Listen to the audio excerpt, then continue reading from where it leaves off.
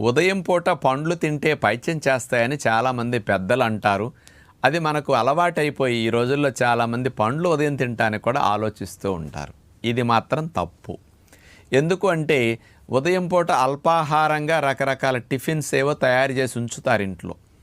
పిల్లలు ఏదో ఆకలిస్తున్నది అది తయారయ్యే లోపని టేబుల్ మీద పండ్లు కనపడితే చకచక ఇవి తినేస్తారనుకోండి. వీటితోనే కడుపు నిండిపోయి మళ్ళీ వాళ్ళు వండిన టిఫిన్లు తినరని, పళ్ళు తినేళితే మధ్యాహ్నం దాకా ఆకలి వేసేస్తుంది, నీరసం వచ్చేస్తుంది, ఉండలేడు. కాబట్టి వీడికి పండ్లు తింటే పైత్యం వస్తుంది అని అంటే పండ్లు తింటాం మానేసి ఇంట్లో అమ్మలు వండిన టిఫిన్నే తింటారని పిల్లలకి అవి తినిపించి పండ్లు తినకుండా ఉదయం పూట అల్పాహారంలో ఉండటం కొరకు ఇలా చెప్పిన మాయమాటే తప్ప అందులో యథార్థం కాదు.